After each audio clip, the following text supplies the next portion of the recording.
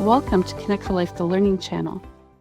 Welcome everyone to a groundbreaking webinar series on inclusion, diversity, equity, and accessibility, presented by Gaining Vision 2020 in partnership with Connect4Life Charity.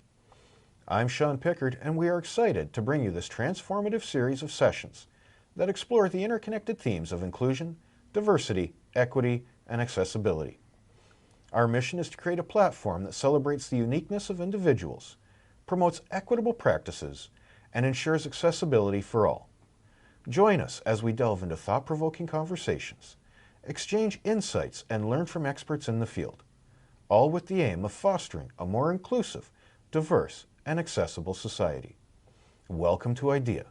Do you know what this means? We like to start each session by acknowledging the land in which we call home. Gaining Vision 2020 acknowledges the lands which constitute the present-day City of Mississauga as being part of the treaty and traditional territory of the Mississaugas of the Credit First Nation, the Haudenosaunee Confederacy, the Huron-Wendat and Wyandot Nations. Gaining Vision 2020 recognizes these people and their ancestors as people who inhabited the land since time immemorial. The City of Mississauga is home to many global Indigenous peoples. Gaining Vision 2020 is actively working towards reconciliation by confronting our past and our present, providing space for Indigenous peoples within their territory to recognize and uphold their treaty rights, and to support Indigenous peoples.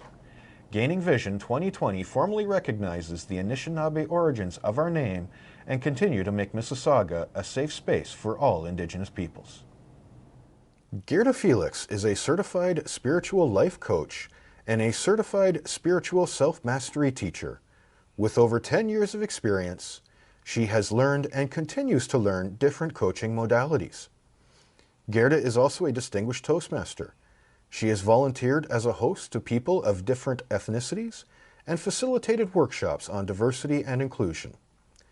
Gerda has also organized several multicultural events and led conversations on unconscious bias. Here today to talk about race and racism, ladies and gentlemen, Gerda Felix. Thank you, Sean, and welcome everyone to Race and Racism. This is an important topic. It is a topic that will trigger you. It is also a topic that we need to discuss. The reason is quite simple. In order for us to move forward in this world, we need to take a look at race and racism and how it impacts and how it impacted us as well. I will ask you to be mindful of yourself as you listen to our conversation on race and racism. I want you to know this is a safe space, and I will do, along with Sean, everything in our power so that you feel safe here. So at any time, if you feel triggered, please take a deep breath. I am saying all this because as I was researching this subject, I too was triggered. The reason is quite simple. As human beings, we are interconnected. And I want you to think of that as we will discuss this subject of race and racism. Sean, are you ready for our conversation? Oh, I believe I'm ready, but I think we should probably add that if you need to take a short break, folks, hit pause. Take a short break. We will be here for you when you get back. Thank you. Thank you for saying that. Race and racism. Let's start with the intention of this session. My intention is that at the end of this session, you will know the distinction between race, racism, and how race and racism affects our lives even till today. The objectives of this workshop. What you will learn today is, of course, the definition of race, the definition of racism, how to recognize racism, and how to stop it, because we do have the power to stop it. I hope that as I go and I share with you the different definitions, that you won't be too confused. Because as I was going through the definition, it confused me a little bit, and then I understood why. So are we ready to go into the race subject? I think we should. Okay. Definitions of race. Any one of the groups that humans are often divided into based on physical traits regarded as common among people of shared ancestry. That's one. That's a big one, though. Yes. Is it the biggest one, though? Don't know if it is, but that's the first one that I took as a definition. The second one is race is a categorization of humans based on shared physical or social qualities into groups generally viewed as distinct within a given society. The term came into common usage during the 16th century when it was used to refer to groups of various kinds, including those characterized by close kinship relations. That's another big one, wouldn't you say? But there is an awful lot there, Yes. Gerda. Yes. Oh, so now let's move on to the other one. A group of people sharing a common cultural, geographical, linguistic, or religious origin or background. And we're not done yet. Oh, no. No. A competition between people, animals, vehicles, etc., to determine which one is the fastest, a contest of speed. That I went a different way there. Slightly different. Yes. And then the last one that I picked up was a contest or competition in which different people, groups, or teams try to win something or to do something first. Now, do you know why I did this? Well, I think that you did this because this is a small word, Yes. but it's got big meaning. Yes. And some people might not know the difference between the two. Absolutely. I like that you brought that up. And it's also because it is, for me, I find it was confusing in the sense that when we talk about race, we have so many different definitions. But in the big scheme of things, because it is a categorization, right? To me, it felt like it was also a competition. Well, you see, that's a word that stuck out to me as well, was categorization that ends in competition. Yes. Right? Yeah. So that's why I brought those different definitions, because as we put, we want to put everybody in a different box to do what? So that we can compete with each other. And so that's why I found race to be a little bit, it changed the way that we see things and we see people. I think some people got the definitions kind of reversed along the way. Yes. Blurred the lines a little. Yeah, absolutely. So now the idea of race as it is now, because as you heard, I said that it started in the 16th century. But the way that it is used now, this use of race dates to the late 18th century and was for many years applied in scientific fields such as physical anthropology, with race differentiation between being based on such qualities as skin color, hair, head shape, and particular sets of cranial dimensions. So back in the days, they used to say, for example, black people, we had smaller heads. And because of that, we were less intelligent. And every time I heard this, I said, oh, thank goodness my head is big, because it doesn't mean that I'm not part of this categorization. That's the way I used to make fun of it a little bit, but that's the way that we used to categorize people. Advances in the field of genetics in the late 20th century determined no biological basis for races in this sense of the word, as all human beings alive today share, now, are you ready? 99.99% of their genetic material. So as we want to put people in little boxes, cages, we're realizing that we are all the same. Isn't that interesting? So for this reason, the concept of distinct human races today has little scientific standing and is instead understood as primarily a sociological designation identifying a group sharing some outward physical characteristics and some commonalities of culture and history. So we started by making it so hard to understand, and now we're saying, well, simply put, this is what it is. So we made it much more difficult for ourselves and then tried to make it easier? Yeah. I don't think we succeeded. No, not at all.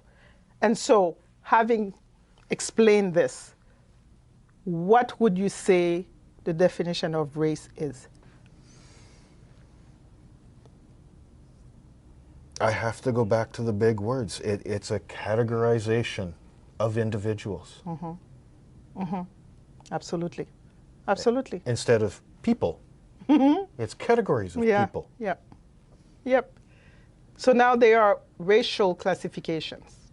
Are you ready for the racial classifications? We started with 4 major races. So based on racial classification made by Carlton S., the world population can be divided into 4 major races, namely white Caucasian, 2, can you say that word because I have difficulty with it's Mongoloid or Asian. Okay. The third one is Negroid black, and the 4th one is Australoid. Yes. Australoid, sorry. Yes. So those are 4 major races. Okay? And then we have more racial classifications. Some say that there are 5 main races. Do you know what they are? Well, we started out with white or Caucasian. There was Black. black.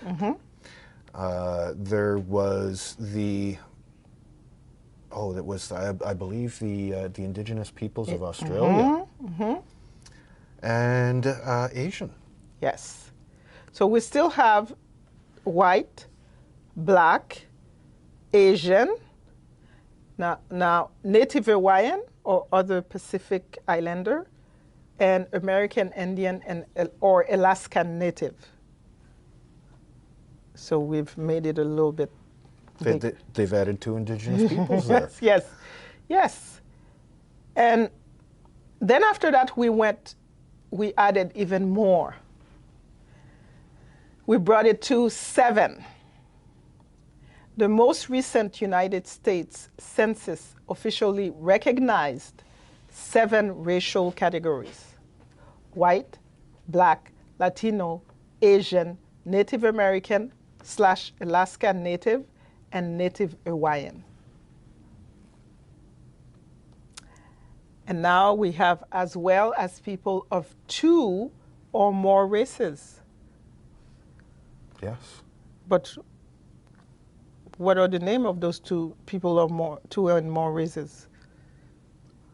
I don't know, honestly. Okay, so there are no names for them, okay? But we have added them, but there's no name. All this to say that, again, we are complicating the way that human beings are, when in fact we don't need to complicate it that much. But that's what we've done so far. Is there anything you would like to add? I'm just amazed at how difficult we've made things for ourselves. Yes. Yes, we have. And also, it also served some people. Yes. Okay? So, I have an exercise for us to do together. Because we've learned of so many different races, I have an exercise for us. I will show you some cards, and I would ask you to, first of all, tell us what you see on the card, and also tell us what race do you think this person is. Okay. Are you game? I'll give it a try. Okay.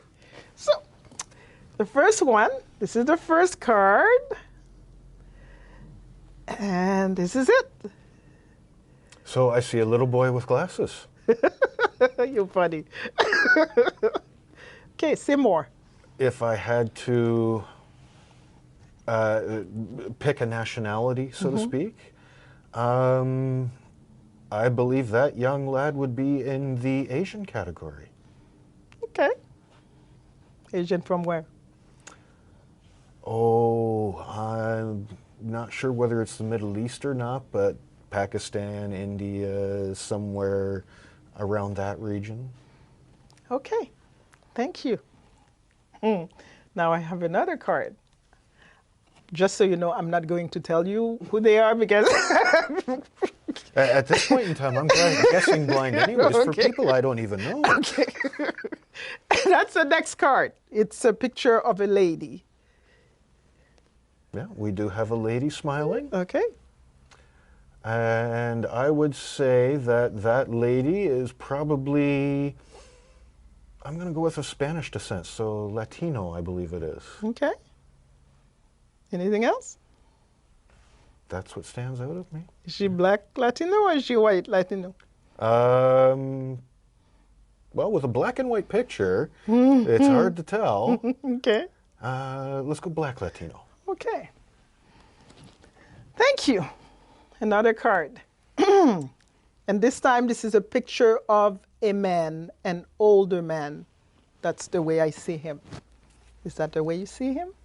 That is an older man. Looks like he's possibly freezing, wearing the winter clothes anyways. But I'd say we have a white guy here. Okay. Okay. And what made you say that? What made me say that? Yeah. It just looks like he has light-colored skin. Okay. Thank you. Can't see the eyes. Yes. Okay. And this time we have the picture of a younger lady, a young lady, I would say. And what do you see?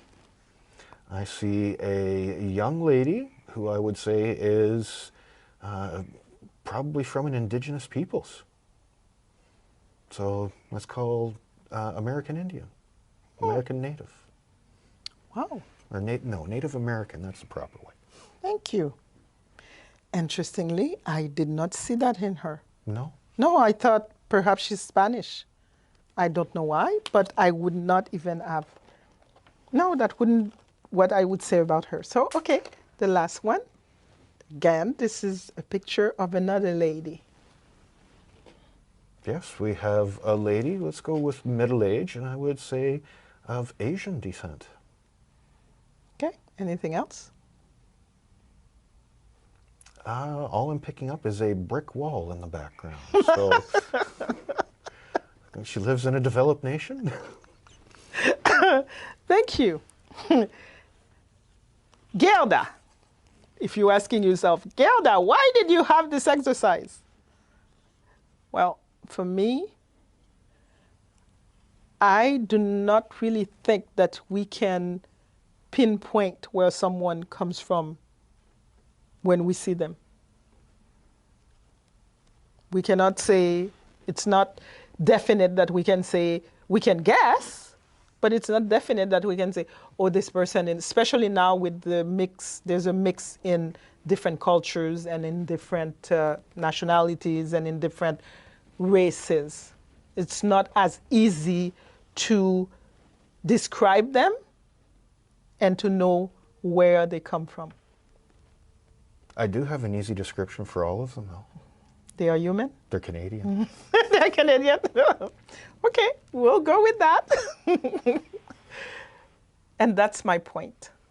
In terms of race, especially in this day and age, I think the simpler definition is race is a social construct used to group people. And the way we did that, it was a hierarchy of human grouping system, and then we would give them racial classifications to identify, to distinguish, and marginalize some groups across nations, regions, and the world, which tells me that we wanted to gain something from this classification. Absolutely. Just have to wonder what that was when the person that came up with it. Mm-hmm. Absolutely. Distinction between race and ethnicity. Race refers to a person's physical characteristics, such as bone structure, skin, hair, or eye color. Race is determined by how you look. The term race refers to the concept of dividing people into populations or groups on the basis of various sets of physical characteristics. Ethnicity, however, refers to cultural factors, including nationality, regional culture, ancestry, and language. Ethnicity is a population group whose members identify with each other on the basis of common nationality or shared cultural traditions. So you can have different ethnicities inside the race then? Absolutely. Which makes it more complicated. Again. Right? And the way I view this is that ethnicity is something that I would say about myself. You know, I'm from this ethnic background. But race is not something that I would necessarily discuss. For example, I did not know I was black until I came to Canada. Because in Haiti, everybody's black. Because of that, we don't discuss race. But when I came to Canada, that's when because people have been saying that I'm black, I'm like, oh, okay, I'm black. And that's the big difference. So the race, usually people put it on you, but ethnicity, that's something you would use to describe yourself. It's a very unique situation to be in. Yeah, because as we start again, because we are a society that moves, human beings, we travel from one country to the other, we have a lot of expatriates or immigrants, depending on where you stand. Because of that, that makes a difference. That's when, for example, and I heard this from people from African countries. I did not know I was black until I came to the States. I did not know I was black until I came to Canada, because this is not a subject that we talk about when we are in a country that represents us. Everyone's the same then. So now the question, I have a question for you, because you and I, we are very different, Oh, right? yes. Yes, we are. Okay. Have you ever had, or when did you discover you were white? I think I've always just kind of known it. Not so much a discovery. But how did that happen? Maybe I haven't discovered that yet. I don't know. You understand my point, right? Yeah. Because somewhere down the line, it must have been a subject of conversation for you to understand, oh, okay, I'm white. Because if it wasn't in my country, I would not have known that, oh, Gelda is black. So that's why I was asking the question. Yeah, it's a good question, but I'm going to have to reflect on that one a little more, I think. Okay. Well, I'm going to ask the same thing of our audience to also reflect about this. When did you know that you were from such and such race? Because perhaps, since you may not have never thought about it, that would bring you to discover certain things about yourself. And it is important for the subject that we are diving in now. Absolutely. Because we know there is racism in race, right? Okay. And now we are at racism. We're going to tackle racism. The definition. What is racism? What do you think it is? Just to me, racism is let's call it a dislike or a disparaging of an individual or group of individuals based upon skin color. Okay. Okay. Based upon language. Yes. There could be any thing that's based upon, but it's going to be skin color, language, something like that. Yeah. Someone just doesn't like an individual. Thank you. Here's the definition that I have here. Racism is a prejudice. It's also a discrimination or antagonism by an individual, by a community, or institution against a person or people on the basis of their membership in a particular racial or ethnic group, typically one that is a minority or marginalized. There's a lot there. Yes. It is also the belief that different races possess distinct characteristics, abilities, or qualities, especially to distinguish them as inferior or superior to one another. It's when one group is placed higher than the other group. This is racism. It feels a bit like an ego has a bit in play there too. Absolutely. Yes, the ego is strong. So here is the history of racism. To understand how race and its counterpart, racism, are woven into the very fabric of American society, we must explore the history of how race, white privilege, and anti-blackness came to be. Within the first decades of the 1600s, the first Africans were captured and brought to the American colonies as enslaved labor, because most colonies have made enslavement legal. At this time in colonial America, enslaved Africans were just one source of labor. The boundaries between groups were more fluid, but began to shift over the next few decades to make strict distinctions, which eventually became law. So let me sum it up. So in the 1600s, yes, there was slavery. Africans were brought to America. And in that time, it was still okay in the sense that it wasn't as big as it became in the 1800s, because the slaves were able to communicate and connect with people who did not have a lot of money. Let's say white people who didn't have a lot of money, they could, be with the slaves. But in the 1800s, they needed to make that separation even more. And that's when it got even deeper. Why? Because the group of slaves and people who did not have as much money, they were becoming a bigger group than the one who were And so what did we do? We create even a bigger separation. Create another group in the Yes. middle, a buffer zone. Yeah. Yes. So this is the story of racism. So how is it affecting us today?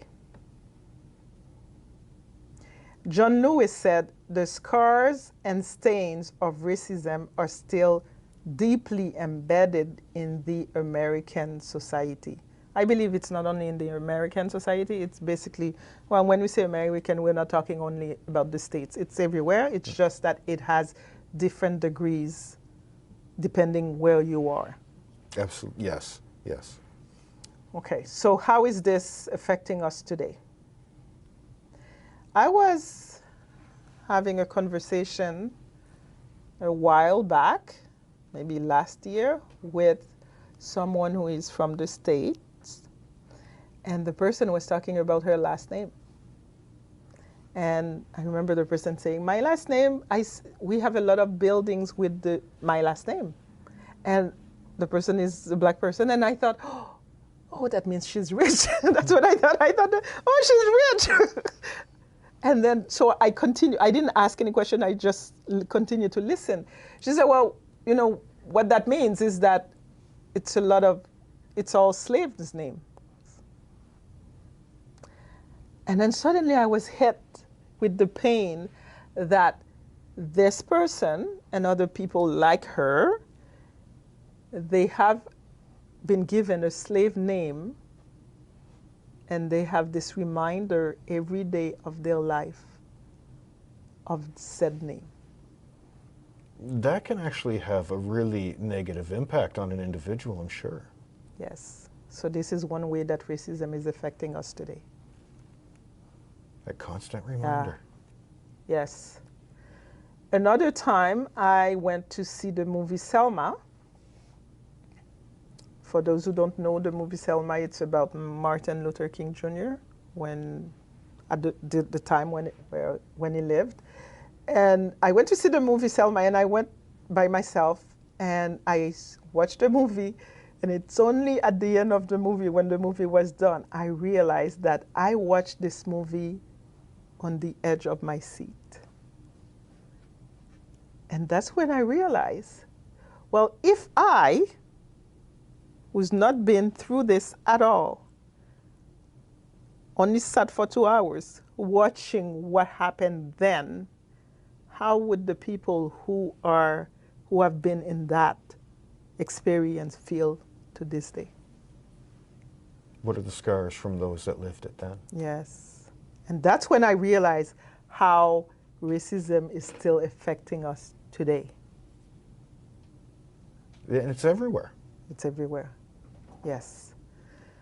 So, and the other part, so as a black person, this is what I want to say, and I've noticed this in many black people. As a black person, I would say that we tend to want to be the best that we can be, so that there is no way that anyone can find anything negative to pinpoint on us.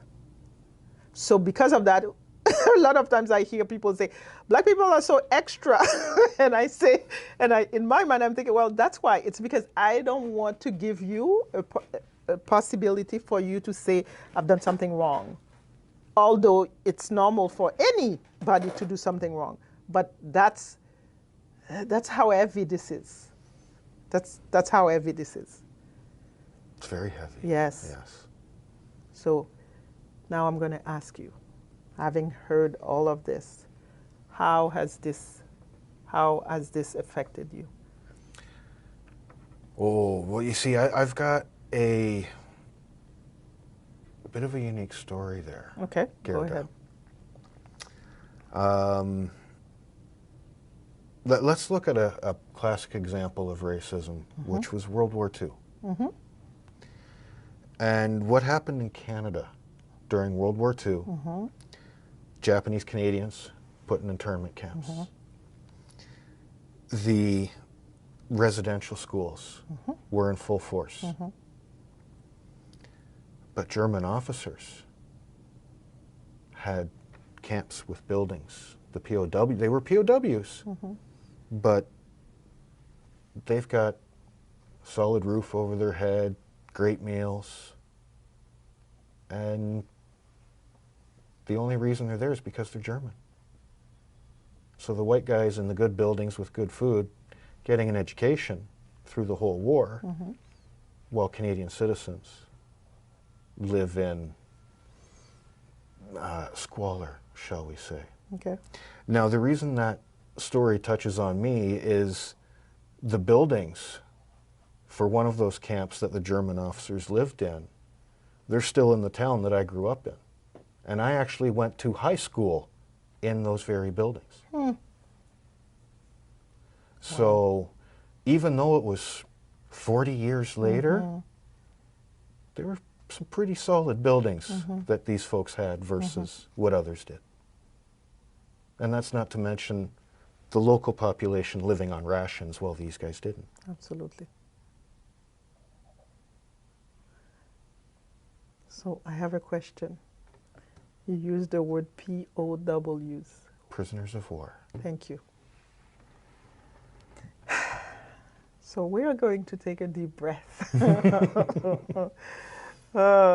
because it is definitely a heavy subject. Yes. And you are impacted. I am impacted. We are all impacted. Whether we lived through it or we've had that specific experience or not. It's all there. It's all there. So we're taking a deep breath.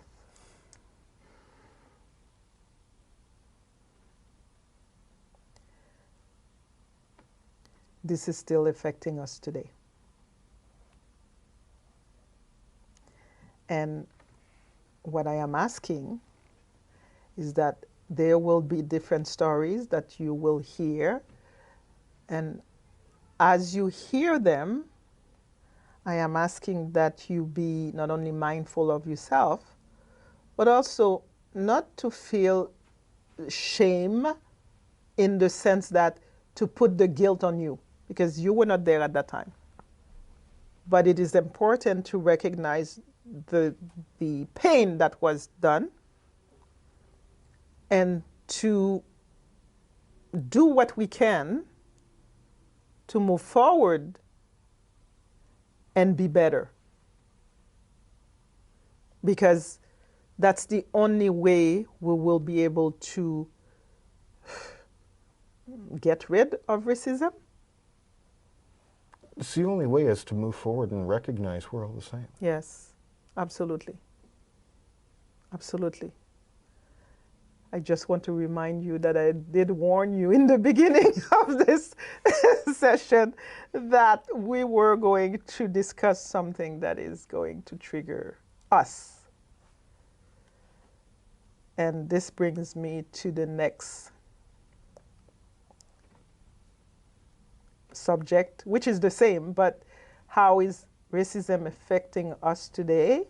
What we need to pay attention to is our mindset, because we need the mindset to change. The way we used to do things need to change because we're moving forward.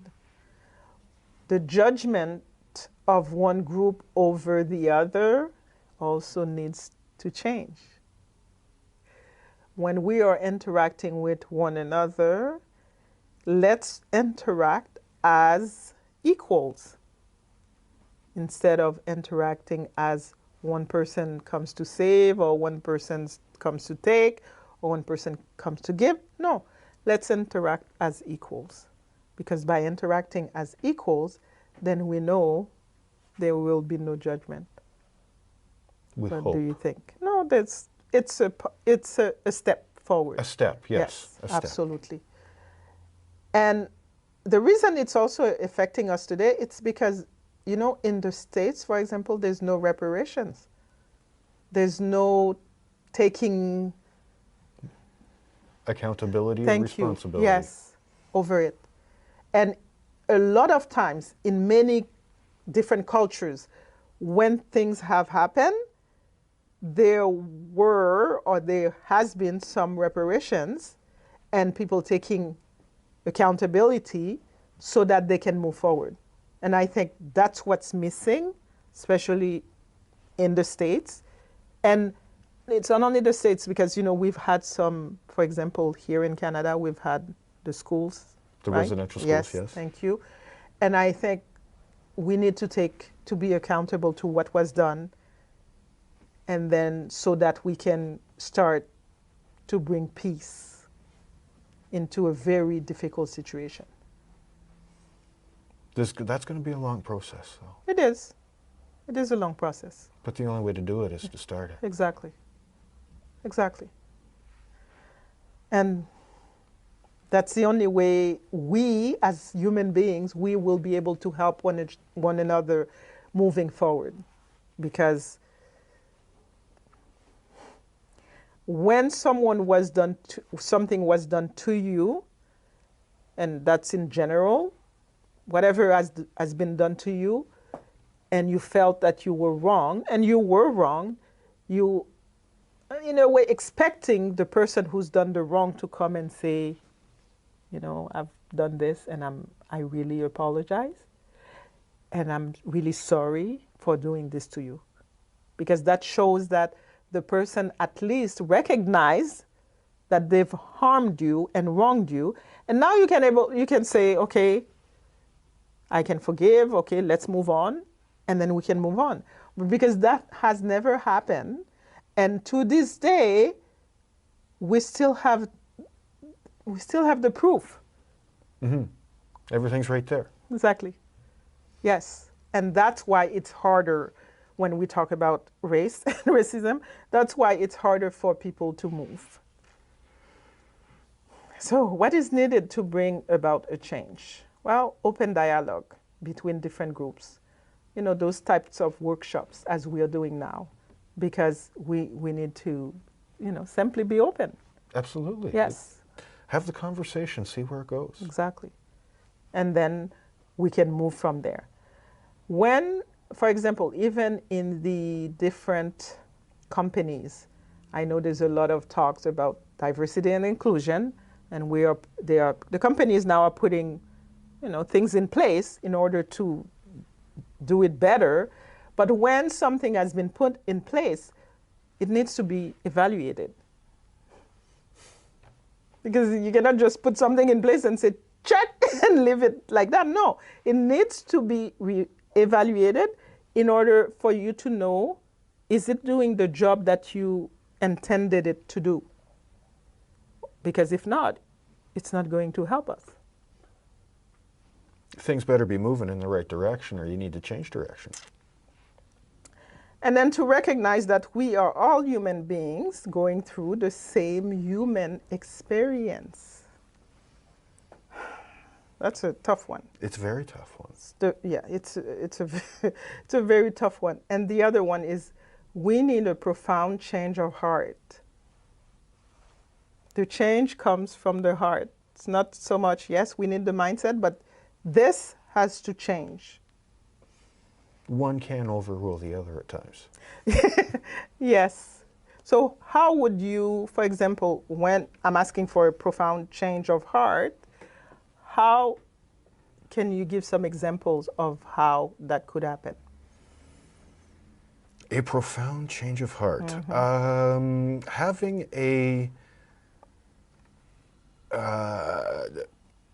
illustration Mm-hmm. of the exact opposite of what you believed. Mm-hmm. Mm-hmm. For example, just having a personal experience that you weren't expecting to come, Mm-hmm. having a stranger help you Mm-hmm. that you didn't expect, that can help you realize Yes. the way things were going. Yes. Yeah, no, that's a good point. And also to walk in the other person's shoes. That's the other way that you can.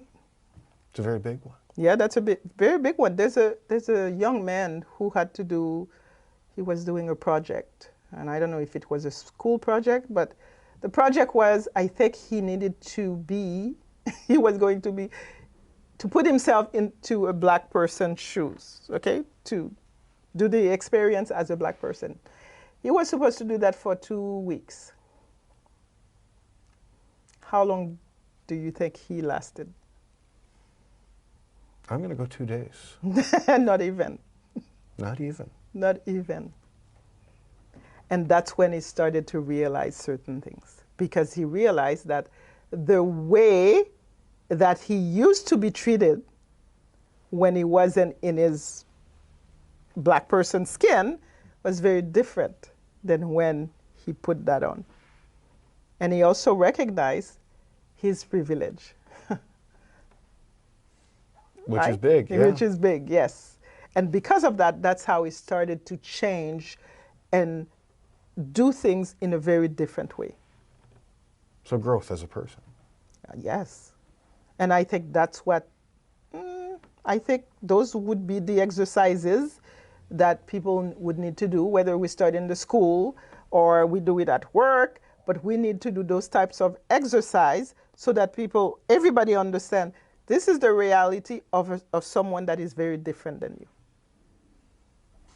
And what's it going to take to get that person, that lived experience, that slice of what that person's living through?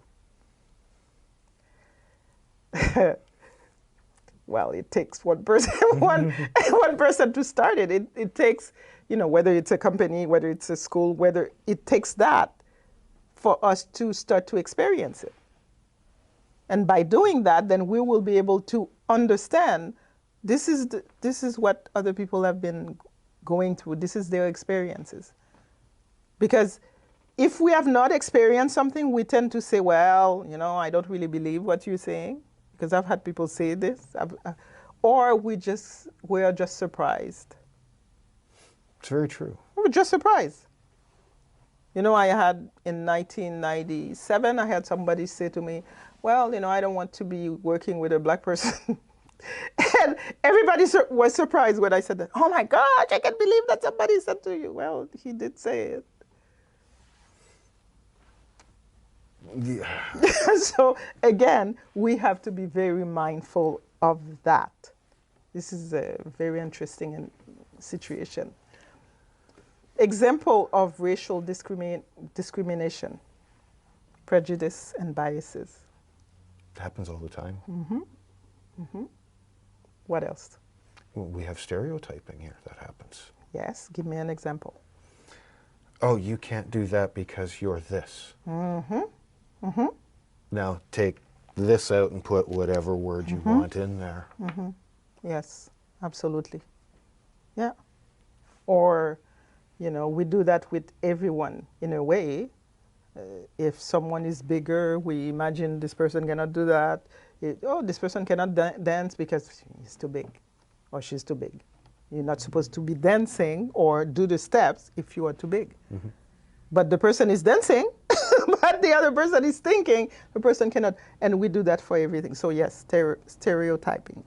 And then racial profiling. That's the big one. That's the big one. That happens a lot, for example, with when black men have a nice car. You get stopped a lot by the police. Because technically, as a black person, you cannot have the money to buy this car. So if you have this car, you must be in drugs, you must be selling drugs, you must be doing something that is illegal. That's what that is. It's exactly what that is, yeah. It is a tough subject.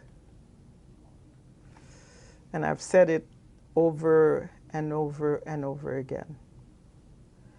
But it is a tough subject that we cannot run away from if we want to change this world and make it better than it is now.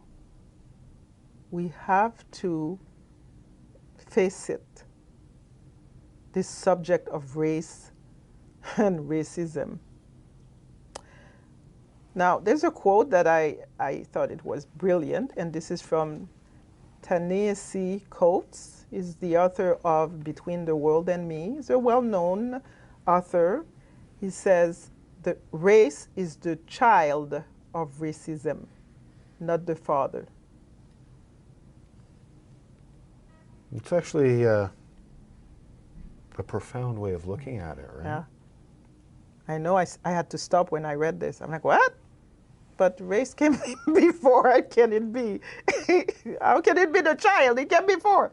But then when I thought about it, I understood. And I will again mention the quote by John Lewis: "The scars and stains of racism are still deeply embedded in the American society." Now we've come to the end of our workshop. And in summary, we've seen, or we've learned, or we've shared together what race is, what racism is. When did race and racism start? How does one affect the other?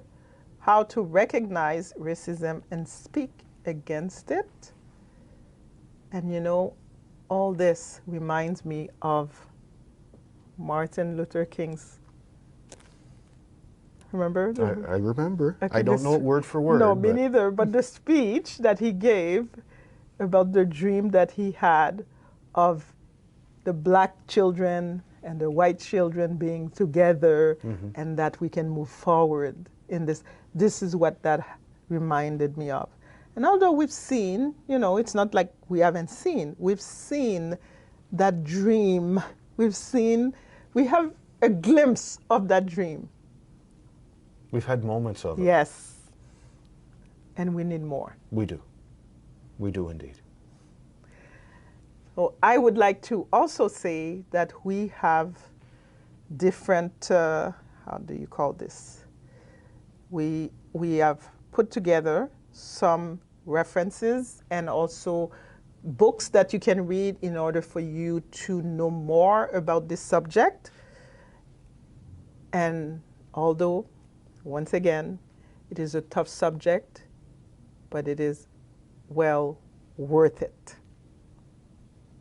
It is a very tough subject, but rewarding in the end. Absolutely. Yeah. So thank you, and thank you to our audience. Until next time, everyone. Bye for now. You've been listening to Connect4Life, the Learning Channel, an official Connect4Life podcast. Visit us at connect4life.ca.